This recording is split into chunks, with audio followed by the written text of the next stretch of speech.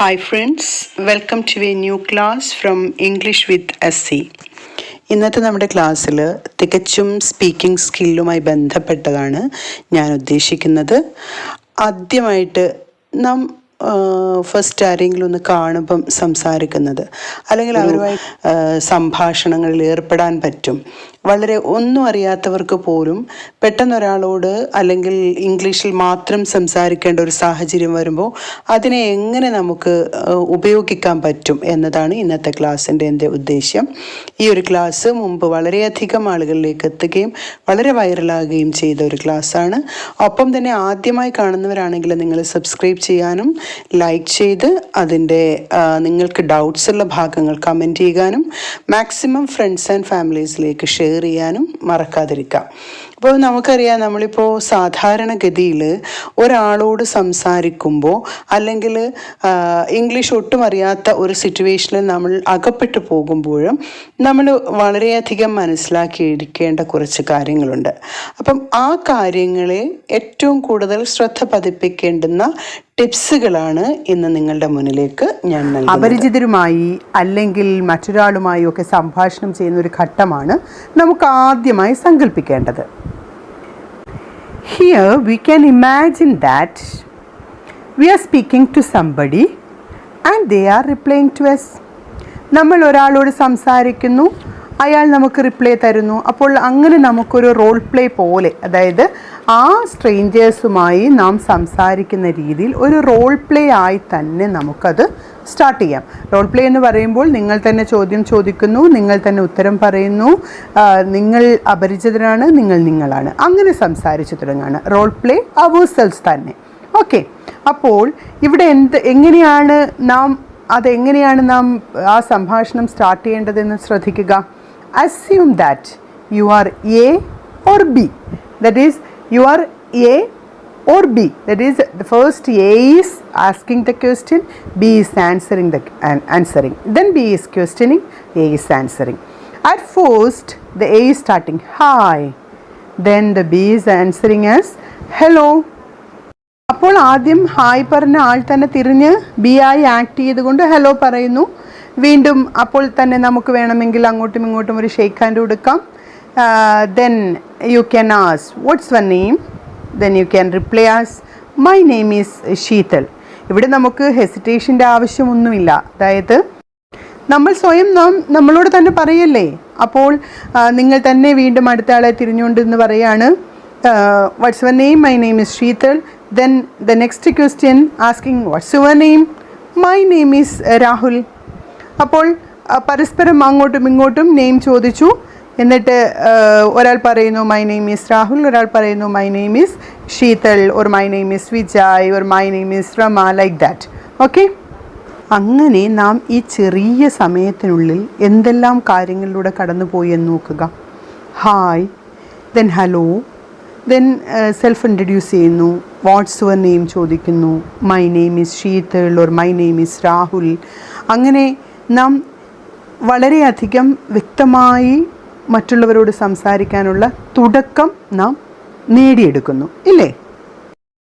അങ്ങനെ നാം hi, hello, what's your name, what is your name മാറ്റിയുടെ what's your name, my name is Sheetal, ഇതൊക്കെ പറഞ്ഞതിന് ശേഷം അടുത്തതായി ചോദിക്കുന്നു ഹൗ ആർ യു.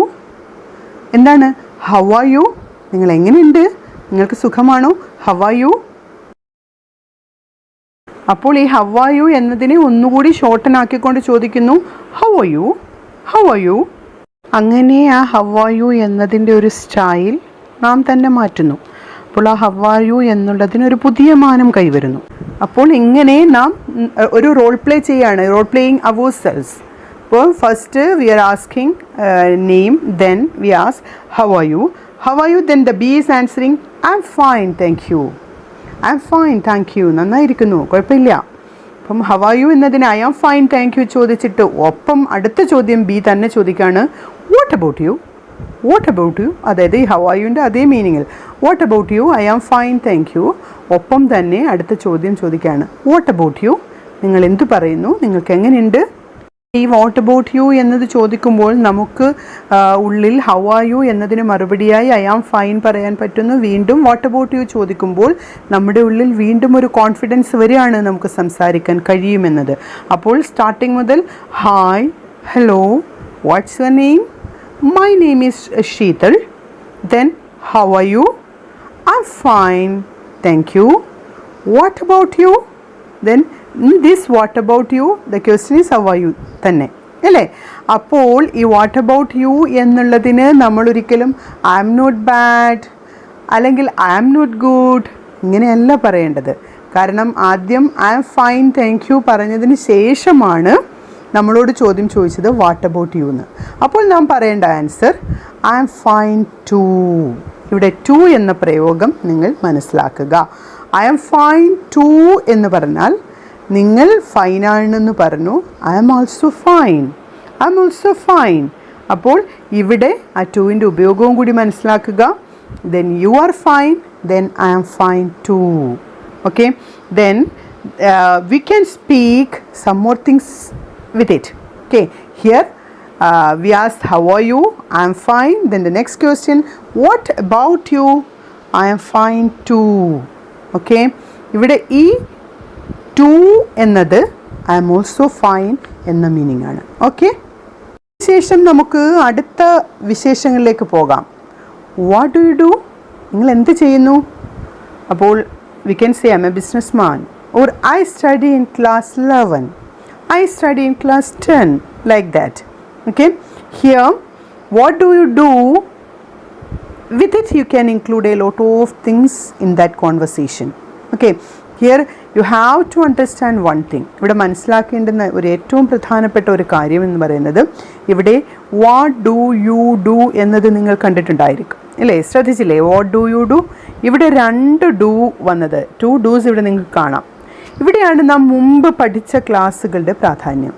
ഇവിടെ ഫസ്റ്റ് കാണിച്ചിരിക്കുന്ന ഡു എന്ന് ശ്രദ്ധിക്കൂ, അത് ഓക്സിലറി വേർബായി യൂസ് ചെയ്തിരിക്കുന്നു. സെക്കൻഡ് കാണിച്ചിരിക്കുന്ന ഡു എന്താണ്? അത് മെയിൻ വെർബുമാണ്. Okay, here if you have a profession the question is based on that. നിങ്ങൾക്കൊരു ജോലിയിലാണെങ്കിൽ അതിനെ വെച്ചിട്ടാണ് നിങ്ങളോട് ചോദിക്കുന്നത്. ഓക്കെ, അവിടെ ആ ഫസ്റ്റ് ഓക്സിലറി വേർബ് എന്ന് പറയുന്നത് സെക്കൻഡായ മെയിൻ വേർബിൻ്റെ ഹെൽപ്പിംഗ് വേർബാണ്. Okay, then you can understand what's the answer of that. I'm a businessman or I'm a student. ഇങ്ങനെയൊക്കെ ആയിരിക്കും ഇവിടെ നമുക്ക് ഉത്തരം പറയാൻ പറ്റുന്നത്. അതായത് നീ എന്ത് ചെയ്യുന്നു എന്നല്ലേ ഇവിടുത്തെ ചോദ്യം. അപ്പോൾ ഇവിടെ നാം മുമ്പ് പഠിച്ച ആ ക്ലാസ്സുകളിലേക്ക് ഒന്ന് പോകേണ്ടതുണ്ട്. അത് പ്രത്യേകം മനസ്സിലാക്കുക. ഇവിടെ യു എന്ന സബ്ജക്റ്റിന് ഇവിടെ നാം ഡു എന്ന് ഉപയോഗിച്ചിരിക്കുന്നു. How do you do.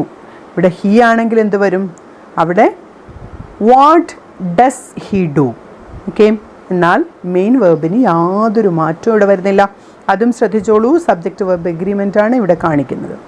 എന്നാൽ ഹെൽപ്പിംഗ് വേർബ് എന്ന് പറയുന്നത് സബ്ജക്റ്റിനനുസരിച്ച് ചേഞ്ച് വരുന്നു. ഇത് യു വന്നപ്പോൾ അവിടെ ഡു വരുന്നു, ഹി വന്നപ്പോൾ അവിടെ ഡസ് വരുന്നു. അപ്പോൾ ഇവിടെ വാട്ട് ഡു യു ഡു എന്ന ചോദ്യത്തിന് റിപ്ലൈ ആയി എന്താണ് നാം പറയുന്നത്, അല്ലെങ്കിൽ ആ കുട്ടി പറയുന്നത്? I study in class 11.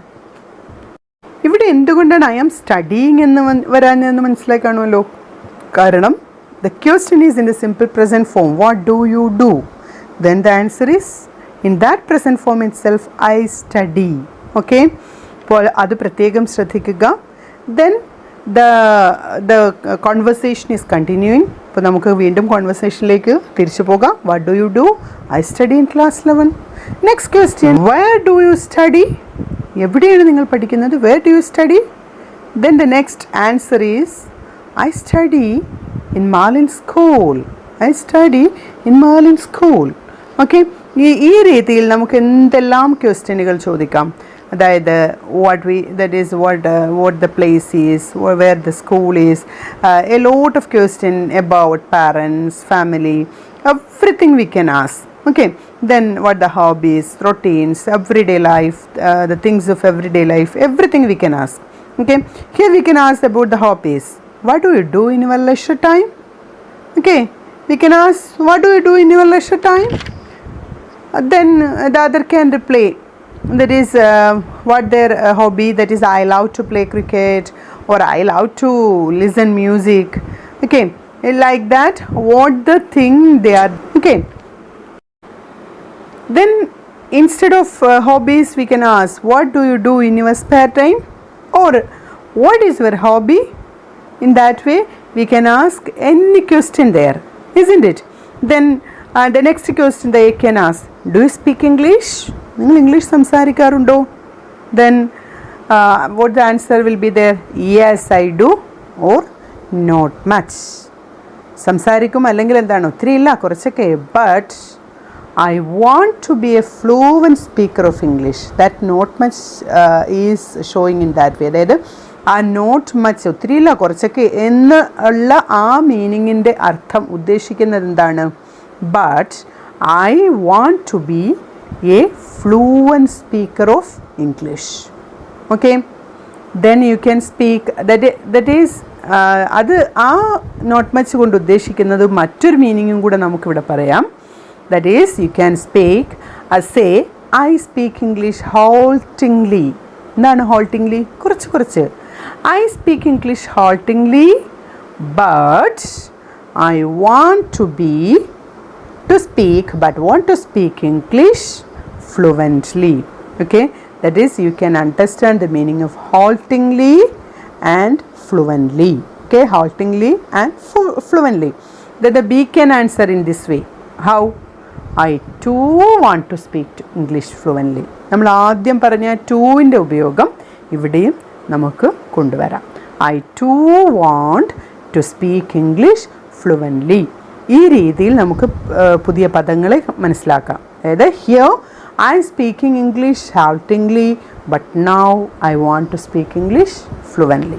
Then the next you can answer, ask, can we practice English speaking together? നമുക്ക് ഇംഗ്ലീഷ് ഒരുമിച്ച് പഠിച്ചു തുടങ്ങിയാലോ? ഓക്കെ, അപ്പോൾ ആ രണ്ടു പേരും ചേർന്നുള്ള ആ ഇംഗ്ലീഷിനെ പറ്റി അവിടെ സംസാരിക്കാം. അപ്പോൾ അടുത്ത ആൾ പറയുന്നത്, that's will be A splendid idea, that's A great idea. Okay, then the next person, you yourself saying that will be a splendid idea, നല്ലൊരു ഐഡിയ ആണ്. ഇതൊക്കെ നമുക്ക് പല സ്ഥലങ്ങളിലായിട്ട് ഉപയോഗിക്കാം. Then the next can ask, is there anybody speak English in your class? Then the another can answer, no, nobody speak in English in my class, or yes, somebody speak English in my class. അപ്പോൾ എല്ലാവരും സംസാരിക്കുമെന്നുള്ളത് പോസിറ്റീവായി somebody speak English in my class എന്ന് പറയാം. ആരുമില്ലെങ്കിൽ no, nobody speak in English in my class എന്ന് പറയാം. അതൊക്കെ നമുക്ക് പെട്ടെന്ന് മനസ്സിലാക്കാൻ പറ്റുന്ന, പെട്ടെന്ന് പറയാൻ പറ്റുന്നതാണ്. ഇങ്ങനെ സ്പോക്കൺ ഇംഗ്ലീഷ് എന്ന് പറയുന്നത് നമുക്ക് സ്വയം നമ്മുടെ മനസ്സിലേക്ക് കൊണ്ടുവരാവുന്ന ചോദ്യങ്ങളും ഉത്തരങ്ങളും അത് എങ്ങനെയൊക്കെ നമുക്ക് പ്രാവർത്തികമാക്കാം എന്നതുമാണ്. ഇനി വരുന്ന ക്ലാസ്സുകളിൽ തീർച്ചയായും പുതിയ പുതിയ സെൻറ്റൻസുകളുമായി ആയിരിക്കും ഞാൻ വരുന്നത്. അപ്പോൾ നാം ഇവിടെ എന്തെല്ലാം സംസാരിച്ചു നോക്കുക. Hi, hello, what's your name? I'm Rahul or Sheetal. How are you? I'm fine, thank you. What about you? I'm fine too. അപ്പോൾ ഇവിടെ നമ്മൾ ആദ്യം സെൽഫ് ഇൻട്രഡക്ഷൻ ചെയ്തു, അതിനുശേഷം ഹൗ ആർ യു ചോദിച്ചു. അവിടെ വാട്ട് ഈസ് യുവർ നെയിം എന്നത് what's your name പ്രത്യേകം ശ്രദ്ധിക്കുക, ഹൗ ആർ യു ശ്രദ്ധിക്കുക. ഇവിടെ I am fine thank you എന്നതിന് പകരമായി അടുത്ത ചോദ്യം നമ്മൾ ഉടൻ അതിനോട് ഒപ്പം തന്നെ വാട്ട് അബൌട്ട് യു ചോദിക്കുന്നു. അപ്പോൾ ഐ ആം ഫൈൻ എന്നതിന് പകരം നാം എന്ത് പറയുന്നു? I am fine too. ഇവിടെ എന്താണ് ഉദ്ദേശിക്കുന്നത്?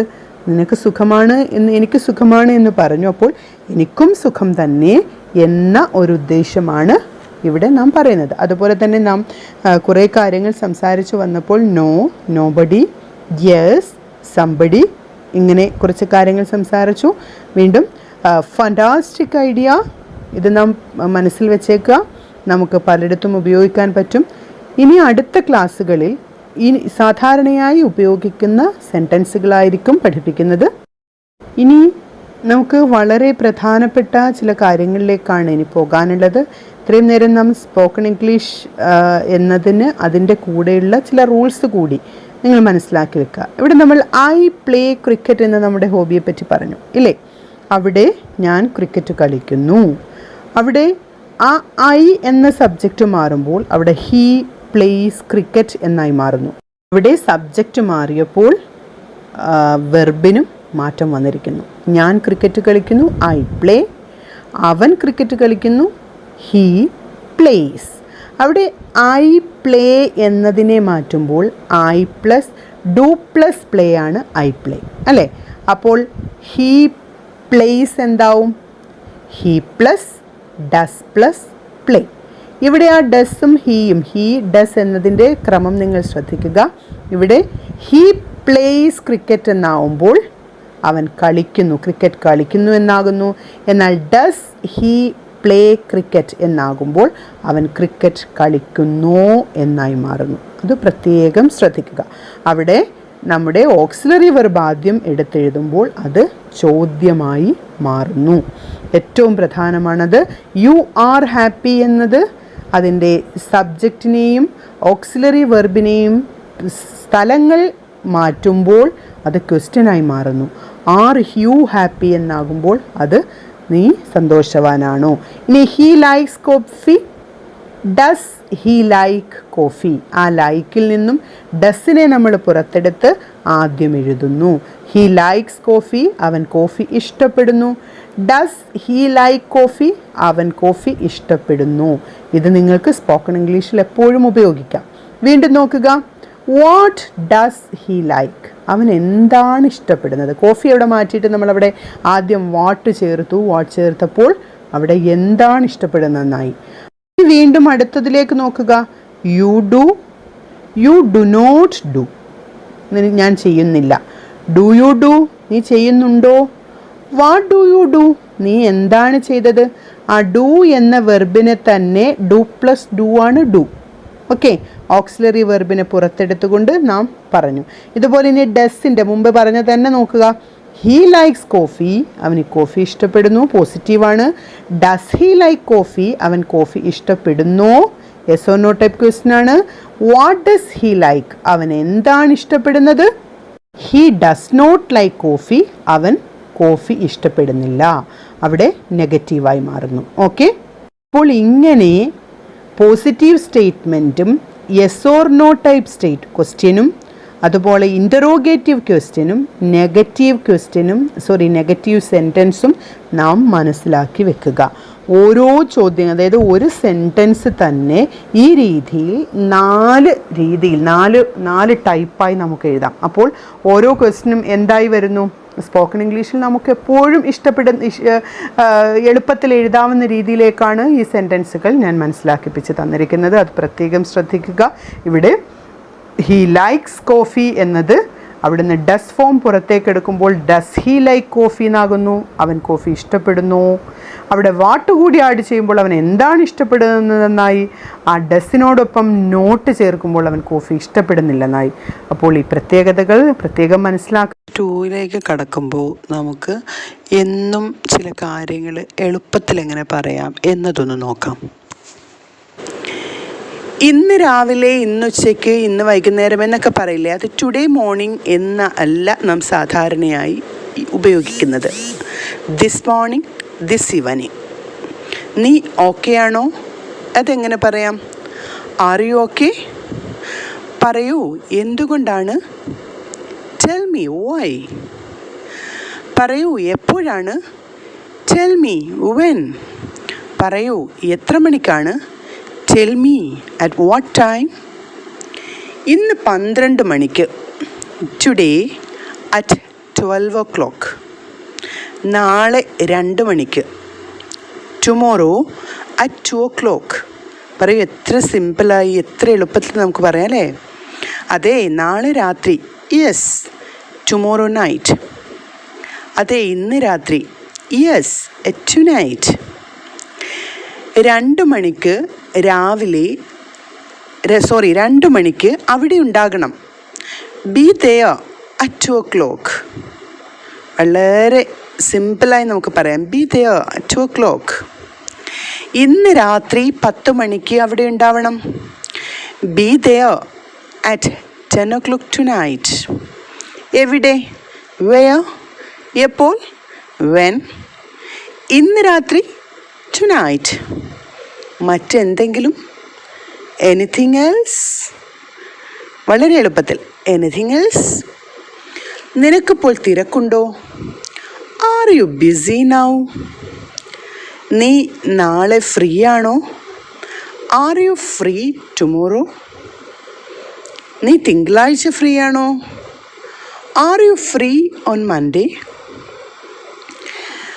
എന്തുകൊണ്ടാണെന്ന് എന്നോട് ചോദിക്കൂ. Ask me why. ഓക്കെ, നമുക്കങ്ങനെ നീട്ടി പറയുന്നതിന് പകരം വളരെ ചുരുങ്ങിയ വാക്കുകളിൽ നമുക്ക് ഇംഗ്ലീഷിൽ പറയാം. എന്തുകൊണ്ടാണെന്ന് എന്നോട് ചോദിക്കൂ. അതിന് പകരം എന്താണ്? Ask me why. നിനക്ക് തീർച്ചയാണോ? Are you sure? നീ കാര്യമായിട്ടാണോ? Are you serious? എന്നോട് സത്യം പറയൂ. Tell me the truth. നിനക്ക് ഉറപ്പാണോ? Are you sure? ഇത് എന്തിനാണ്? What is this four? അപ്പോൾ വളരെ പ്രധാനമായി നാം എപ്പോഴും ഉപയോഗിക്കാൻ സാധ്യതയുള്ള ചില വാചകങ്ങളാണ് ഞാനിപ്പോൾ പറഞ്ഞത്. ഇനി ഞാൻ ആദ്യം പറഞ്ഞ മലയാളം ഞാൻ പറയും, നിങ്ങൾ അത് എന്നോട് തിരിച്ചു പറയുക. അപ്പോൾ ഞാൻ അതിൻ്റെ ആൻസർ പറയുന്നതിന് മുമ്പ് തന്നെ നിങ്ങൾ പറയാൻ ശ്രമിക്കുക. ഇന്ന് രാവിലെ, ദിസ് മോർണിംഗ് അല്ലേ? അപ്പോൾ ഞാൻ ഇന്ന് രാവിലെ എന്ന് പറയുമ്പോൾ നിങ്ങൾ അതിനുള്ള മറുപടി ഞാൻ പറയുന്നതിന് മുമ്പ് തന്നെ പറയാൻ ശ്രമിക്കുക. നീ ഓക്കെ ആണോ? Are you okay? പറയൂ, എന്തുകൊണ്ടാണ്? Tell me why. പറയൂ, എപ്പോഴാണ്? ഇനി ഞാൻ അതിന് ഉത്തരം പറയല്ല, നിങ്ങൾക്ക് അവിടെ ഡിസ്പ്ലേയിൽ എഴുതി കാണിക്കാം. നിങ്ങൾ അങ്ങോട്ട് ശ്രദ്ധിക്കുക. ഞാൻ ആൻസർ പറയുന്നത് എഴുതുന്നതിന് മുമ്പ് തന്നെ നിങ്ങളവിടെ ആൻസർ പറയുക. പറയൂ, എത്ര മണിക്കാണ്? ഇന്ന് 12 മണിക്ക്. അതെ, ഇന്ന് രാത്രി 2 മണിക്ക് രാവിലെ അവിടെ ഉണ്ടാവണം. എവിടെ? മറ്റെന്തെങ്കിലും? നീ നാളെ ഫ്രീ ആണോ? നീ തിങ്കളാഴ്ച ഫ്രീ ആണോ? നിനക്ക് തീർച്ചയാണോ? നീ കാര്യമായിട്ടാണോ? എന്തുകൊണ്ടാണെന്ന് എന്നോട് ചോദിക്കൂ. ഇത് എന്തിനാണ്? നിനക്ക് ഉറപ്പാണോ?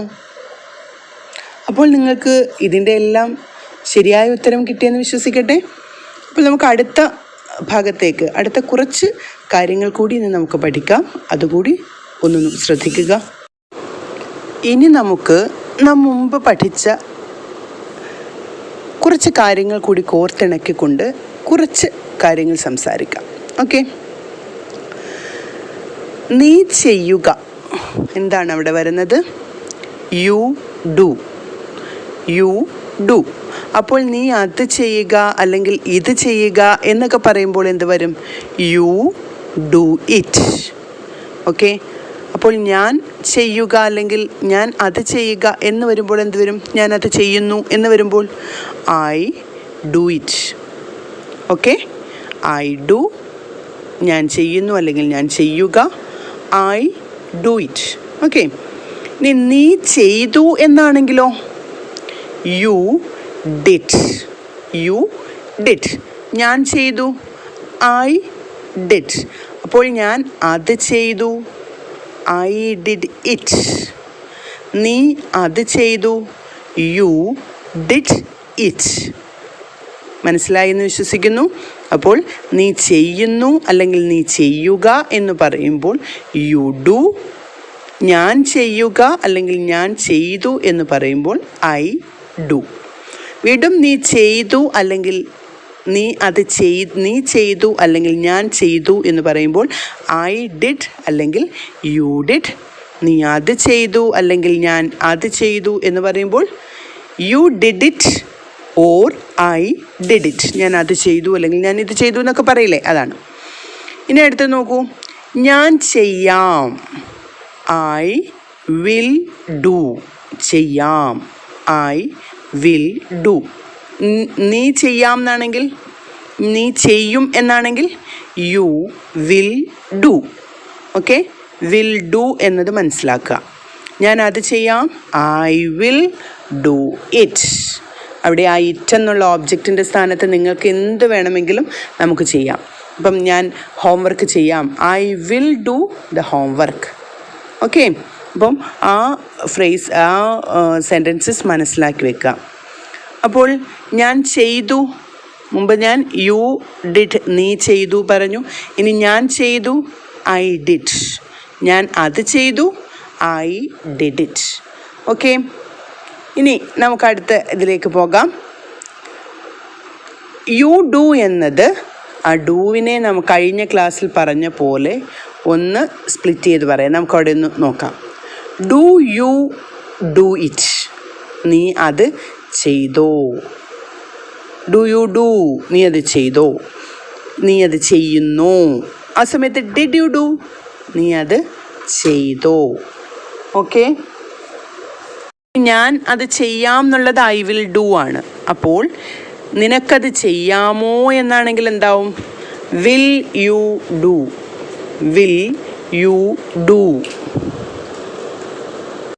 അപ്പോൾ ഞാൻ ചെയ്തില്ല എന്നാണെങ്കിൽ I will not or I won't do. Okay, I won't do it. ഞാനത് ചെയ്തില്ല. ഓക്കെ, ഇനി ഞാൻ ചെയ്തിട്ടുണ്ട്, I have done. I have done.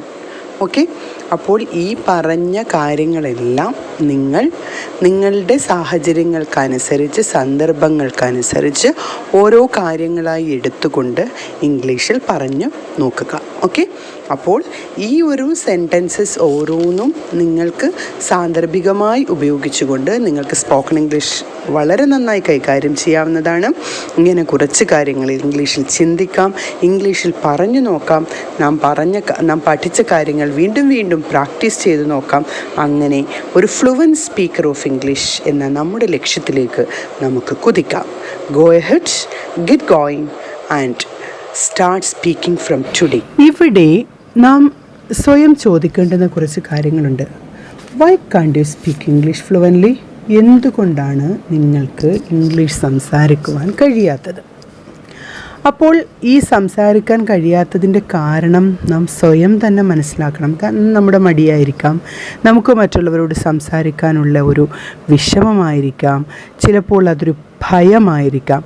എന്നാൽ ഇന്ന് ഞാൻ നിങ്ങൾക്ക് how to speak fluent English എന്നതിന് 5 മിറക്കിൾ മോർണിംഗ് ഹാബിറ്റ്സ് ആണ് ഇന്ന് ഞാൻ നിങ്ങളുടെ മുന്നിൽ സമർപ്പിക്കുന്നത്. അത് നിങ്ങൾ പ്രത്യേകം ശ്രദ്ധിക്കുകയും മനസ്സിലാക്കുകയും ചെയ്യുക.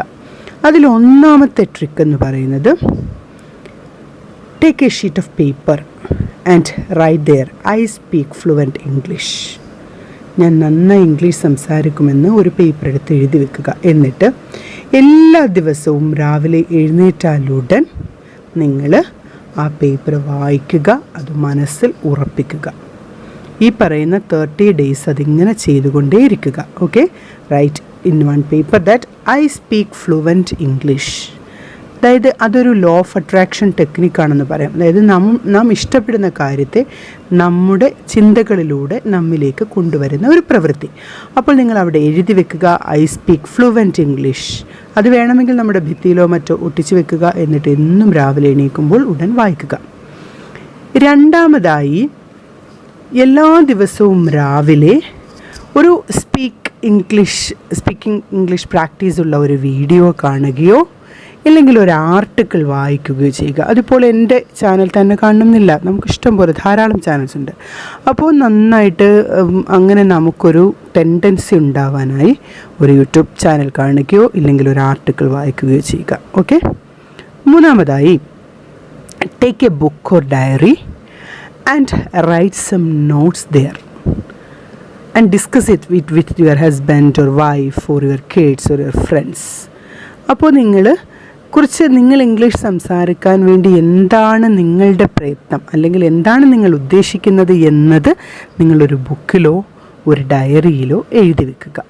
കാരണം ഇംഗ്ലീഷ് ഭാഷ അത് സംസാരിക്കുന്നതിന് നാം പേഴ്സണാലിറ്റി ഉള്ളവർ അല്ലെങ്കിൽ ആ ഒരു ഐഡൻറ്റിറ്റി ഉള്ളവർ എന്നൊരു ചിന്താഗതിയിലേക്ക് നാം വളരാറുണ്ട്. കാരണം അത് ഒരു ഇൻ്റർനാഷണൽ ലാംഗ്വേജാണ്, ഒരു ഗ്ലോബൽ ലാംഗ്വേജാണ്. അതുകൊണ്ടാണ് അങ്ങനെ സംഭവിക്കുന്നത്. So it's a dream for everybody to speak in English, especially fluent English, isn't it? So ഇത് മൂന്നാമത്തെ ട്രിക്കാണ്. ഇനി നാലാമതായി, രാവിലെ അല്ലെങ്കിൽ നിങ്ങളുടെ സമയം അനുസരിച്ച് ന്യൂസ് പേപ്പർ എടുക്കുക. എന്നിട്ട് അത് ഇംഗ്ലീഷ് ന്യൂസ് പേപ്പർ അത് വായിക്കാൻ ശ്രമിക്കുക. അറ്റ്ലീസ്റ്റ് ഒരു 5 ന്യൂസെങ്കിലും നിങ്ങളൊരു സെൻറ്റൻസായി എഴുതി വെക്കുക. ഓക്കെ. അഞ്ചാമതായുള്ളത് ഏറ്റവും പ്രധാനപ്പെട്ട ഒരു ടെക്നിക്കാണ്. അതായത് നിങ്ങൾ ഈ സംസാരിക്കാൻ ഉദ്ദേശിക്കുന്നത് എന്താണോ അത് നിങ്ങളുടെ ലൈഫ് സിറ്റുവേഷനിലേക്ക് കൊണ്ടുവരിക. അതെങ്ങനെയാണെന്ന് ചോദിച്ചാൽ, ഒരു ദിവസം ഒരു 5 വേർഡ്സ്, ആദ്യമൊക്കെ നിങ്ങൾ സിമ്പിൾ വേർഡ്സിൽ തുടങ്ങുക. ഒരു 5 വേർഡ്സ് നിങ്ങൾ മനസ്സിലേക്ക് കൊണ്ടുവരിക, അത് എഴുതി വെക്കുക. ഒരു 5 വേർഡ്സ്. അത് നിങ്ങളുടേതായ നിങ്ങളുടെ മനസ്സിൽ നിങ്ങൾക്ക് മീനിങ് മനസ്സിലാക്കാൻ ബുദ്ധിമുട്ടുള്ള വാക്കുകളാക്കാം, ഇല്ലെങ്കിൽ ഡിക്ഷണറി എടുത്തിട്ട് അതിനകത്തു നിന്നുള്ള വാക്കുകളാകാം, ഇല്ലെങ്കിൽ ഒരു ആർട്ടിക്കിളിൽ നിന്ന് നിങ്ങൾക്ക് കിട്ടിയ വാക്കുകളാകാം. എങ്ങനെയായാലും ഒരു 5 വേർഡ്സ് നിങ്ങൾ കണ്ടുപിടിക്കുക. എന്നിട്ടത് നിങ്ങളുടെ ഫാമിലിയിലോ നിങ്ങളുടെ ഫ്രണ്ട്സിനോടോ നിങ്ങൾക്ക് എപ്പോഴും സംസാരിക്കാൻ പറ്റുന്ന, ഇല്ലെങ്കിൽ നിങ്ങൾക്ക് ഫോൺ കോൾ ചെയ്യാൻ പറ്റുന്ന അങ്ങനെയുള്ള ആരെങ്കിലുമായോ അത് ഡിസ്കസ് ചെയ്യാൻ ശ്രമിക്കുക. ഇങ്ങനെ ഈ 5 വേഴ്സ് എന്ന് പറയുന്നത് നിങ്ങൾക്ക് പെട്ടെന്ന് ഇംഗ്ലീഷ് സംസാരിക്കാൻ പറ്റിയ 5 വേസുകളാണ്. അതായത് ഫസ്റ്റായി നിങ്ങളെപ്പോഴും രാവിലെ എണീക്കുമ്പോൾ തന്നെ കാണുന്ന വിധത്തിൽ ഐ സ്പീക്ക് ഫ്ലുവൻറ്റ് ഇംഗ്ലീഷ് എന്ന് എഴുതി വെച്ച് എന്നും കാണാൻ ശ്രമിക്കുക. രണ്ടാമതായി, എണീറ്റാലുടൻ നിങ്ങളൊരു വീഡിയോയോ ഇംഗ്ലീഷ് സ്പീക്കിംഗ് പ്രാക്ടീസിൻ്റെ വീഡിയോയോ ആർട്ടിക്കിളോ കാണാൻ ശ്രമിക്കുക. മൂന്നാമതായി, കുറച്ച് കാര്യങ്ങൾ ബുക്ക് അല്ലെങ്കിൽ ഡയറിയിൽ എഴുതുക.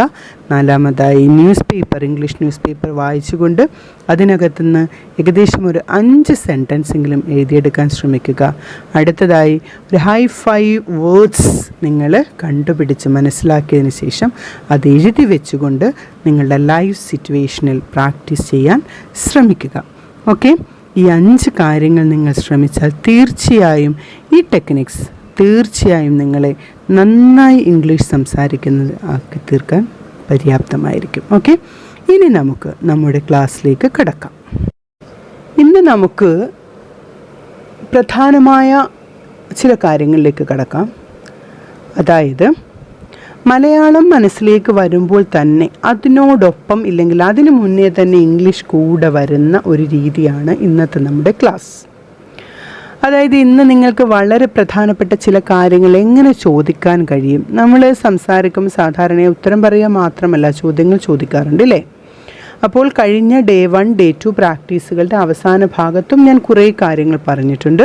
ആ ക്ലാസ്സുകൾ കാണാത്തവർ ഞാൻ വീണ്ടും ഓർപ്പിക്കുന്നു. Please watch that videos, subscribe the channel, like, comment and share. ഇവിടെ നാം മുമ്പ് പഠിച്ച ബേസിക് ഇംഗ്ലീഷ് ഗ്രാമറുമൻ്റെ അടിസ്ഥാനത്തിലുള്ള ചില കാര്യങ്ങളാണ് നാം പറഞ്ഞു വരുന്നത്. എന്നാൽ നാം ഏറ്റവും പ്രധാനമായി ടെൻസ് മുതലായ കാര്യങ്ങൾ പഠിച്ചു വന്നപ്പോൾ സ്ഥിരമായി ചെയ്യുന്ന കാര്യങ്ങളെ പറ്റിയും സാധാരണയായി അല്ലെങ്കിൽ പതിവായി ചെയ്യുന്ന കാര്യങ്ങൾ എങ്ങനെ പറയണം എന്ന്, ഇപ്പം എക്സാമ്പിളായിട്ട് ഞാൻ എന്നും ഓഫീസിൽ പോകുന്നുണ്ട്, ഗോ ടു ഓഫീസ്. ഞാൻ എന്നും സ്കൂളിൽ പോകുന്നു, ഐ ഗോ ടു സ്കൂൾ.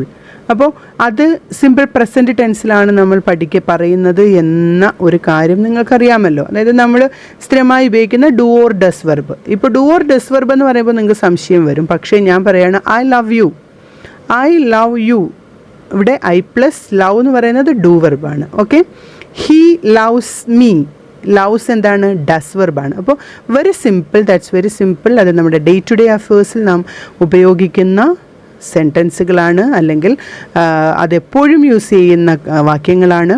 അപ്പോൾ അതിൽ നിങ്ങൾ മനസ്സിലാക്കേണ്ടുന്ന ചില കാര്യങ്ങൾ അല്ലെങ്കിൽ അതുമായി ബന്ധപ്പെട്ടിപ്പോൾ വെർ ആർ യു ഗോയിങ് എന്ന് ചോദിക്കുമ്പോൾ I am going to school അല്ലെങ്കിൽ വെർ ഡു യു ഗോ എന്ന് ചോദിക്കുമ്പോൾ ഐ ഗോ ടു സ്കൂൾ എന്ന് പറയാൻ നമുക്കറിയാം. പക്ഷേ ആ ചോദ്യം എങ്ങനെയാണ് ഉണ്ടാക്കുന്നത് എന്നതാണ് പലരിലും വരുന്ന പ്രശ്നങ്ങൾ. ഓക്കെ, കഴിഞ്ഞ ക്ലാസ്സുകളിലും ഞാനത് പ്രത്യേകം മെൻഷൻ ചെയ്തിട്ടുണ്ട്, അതുകൂടി നിങ്ങൾ കാണുക.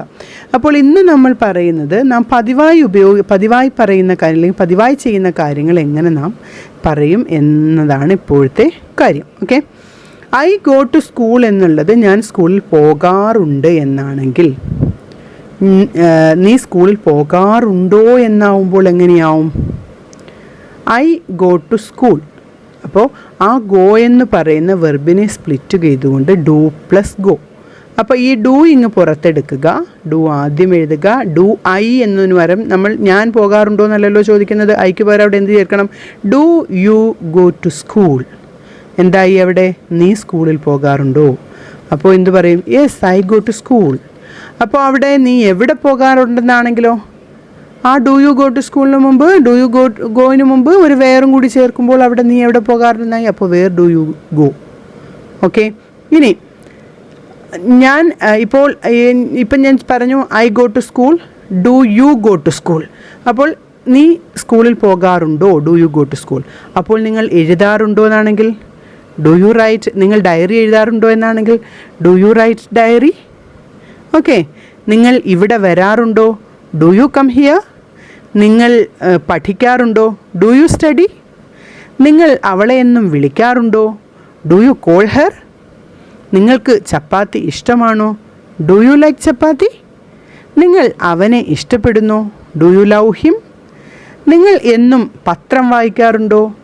Do you read newspaper. നിങ്ങൾക്ക് ആ ടീച്ചറിനെ അറിയുമോ? Do you know that teacher. നിങ്ങൾക്ക് അവൻ്റെ പേരറിയാമോ? Do you know his name. നിങ്ങൾ എന്നും ക്രിക്കറ്റ് കളിക്കാറുണ്ടോ? Do you play cricket. നിങ്ങൾ എന്നും അമ്മയെ കാണാറുണ്ടോ? Do you see your mother. നിങ്ങൾ എന്നും ഹോംവർക്ക് ചെയ്യാറുണ്ടോ? Do you do your homework. നിങ്ങൾക്ക് അവനെ അറിയുമോ? Do you know him. നിങ്ങൾക്കെൻ്റെ പേരറിയാമോ? Do you know my name. നിങ്ങൾ മറ്റുള്ളവരെ സഹായിക്കാറുണ്ടോ? Do you help others. അപ്പോൾ നിങ്ങൾക്ക് സാധാരണയായി നാം പറയുന്ന അല്ലെങ്കിൽ ഉപയോഗിക്കുന്ന അല്ലെങ്കിൽ സാധാരണഗതിയിൽ നാം ചോദിക്കുന്ന കാര്യങ്ങൾ എങ്ങനെ ചോദിക്കണമെന്ന് മനസ്സിലായല്ലോ. ഇനി ഞാൻ കുറച്ച് സെൻറ്റൻസുകൾ പറയാം, നിങ്ങൾ അതിൻ്റെ ഇംഗ്ലീഷ് ഒന്ന് പറഞ്ഞു നോക്കാൻ ശ്രമിക്കുമോ? നിങ്ങൾ ആ പുസ്തകം വായിക്കാറുണ്ടോ? നിങ്ങൾ ന്യൂസ് പേപ്പർ വായിക്കാറുണ്ടോ? നിങ്ങൾ അവനെ ഇഷ്ടപ്പെടുന്നു.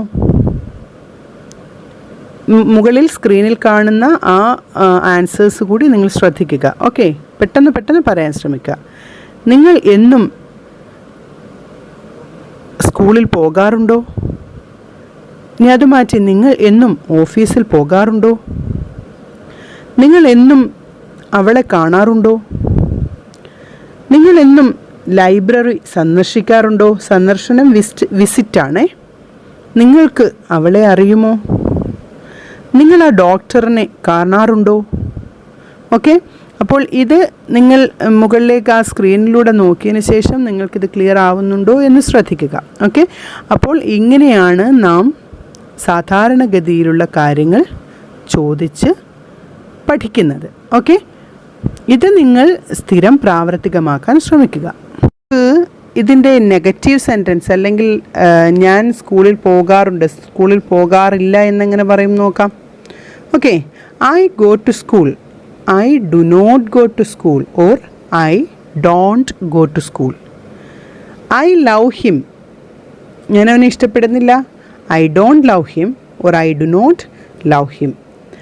I come here, I don't come here. I study, I don't study. I like chapati, I don't like chapati. I know his name, I don't know his name. I play cricket, I don't play cricket. Okay, അപ്പോൾ ഈ രീതിയിൽ അതിൻ്റെ negative ഫോമും നമുക്ക് എഴുതാം. നമ്മൾ I U മുതലായ forms use ചെയ്ത് ഡു ഫോം പഠിച്ചു. ഇനി നമുക്ക് ഡസ് ഫോം എങ്ങനെ യൂസ് ചെയ്യാമെന്ന് നോക്കാം. ഇവിടെ ഞാൻ പറയുകയാണ് ഐ ഗോ ടു സ്കൂൾ എന്ന് പറയുന്നതിന് വരെ ഞാൻ പറയുകയാണ് ഹീ ഗോസ് ടു സ്കൂൾ. അപ്പോൾ അതെങ്ങനെ അവൻ സ്കൂളിൽ പോകാറുണ്ടോ എന്ന് ചോദിക്കും. He goes to school. ഇവിടെ നമ്മൾ ഗോസ് എന്നുള്ളതിലെ ഡസ് പ്ലസ് ഗോ പുറത്തെടുക്കുന്നു. അവൻ സ്കൂളിൽ പോകാറുണ്ടോ. Does he go to school. ഇനി അവൻ പഠിക്കാറുണ്ടോ. Does he study. അവൻ ഡയറി എഴുതാറുണ്ടോ. Does he write diary. Ramu അവളെ വിളിക്കാറുണ്ടോ. Does Ramu call her. അവന് അവളുടെ പേരറിയാമോ. Does he know her name. Okay, ഈ രീതിയിൽ നമുക്ക് ഡസ് ഫോം അതായത് സിംഗുലർ ഫോമും ഉപയോഗിക്കാം. അപ്പോൾ ഡു ഓർ ഡസ് എവിടേക്കാണ് വരുന്നത്, എങ്ങനെയാണ് അതിൻ്റെ യൂസ് നിങ്ങൾക്ക് മനസ്സിലായല്ലോ. ഒരു സെൻറ്റൻസിൽ ഡു അല്ലെങ്കിൽ ഡസ് കാണുമ്പോൾ അതെങ്ങനെ തിരിച്ചറിയണമെന്നും അവിടെ എങ്ങനെയാണ് yes or no type questions ഉണ്ടാക്കുന്നതെന്നും മനസ്സിലായല്ലോ. അപ്പോൾ ഈ രീതിയിൽ നാം ഇന്ന് പരിചയിച്ച ഈ ചോദ്യങ്ങൾ നിങ്ങൾ ദിവസവും ആവർത്തിച്ചു കൊണ്ടിരിക്കുക. അങ്ങനെ നമുക്ക് ഇനി അടുത്ത ഓരോ ഘട്ടങ്ങളിലായി നമുക്ക് വളരെ വ്യക്തമായി ഇംഗ്ലീഷ് സംസാരിക്കാൻ കഴിയും. ഇതിനിടയിൽ തന്നെ ഞാൻ ഗ്രാമറിൻ്റെ ലെസൺസ് കൂടി നൽകുന്നതായിരിക്കും. അപ്പോൾ നിങ്ങൾക്ക് നന്നായി ഗ്രാമർ കൂടി മനസ്സിലാക്കുവാൻ സാധിക്കും. പ്രത്യേകമായി ഞാൻ പറയട്ടെ, സ്പോക്കൺ ഇംഗ്ലീഷിൻ്റെ ഈ 30 ഡേയ്സ് പ്രാക്ടീസ് നിങ്ങളെപ്പോഴും ശ്രദ്ധിക്കുക. ആദ്യത്തെ വീഡിയോസ് കാണാത്തവർ പ്രത്യേകം അതുകൂടി വാച്ച് ചെയ്യുക. ശേഷം സബ്സ്ക്രൈബ് ചെയ്യുക, ലൈക്ക് ചെയ്യുക, കമൻറ്റ് ചെയ്യുക, ഷെയർ ചെയ്യുക. അപ്പോൾ ഇനി നമുക്ക് അടുത്ത ക്ലാസ്സിൽ കാണാം. Thank you for watching.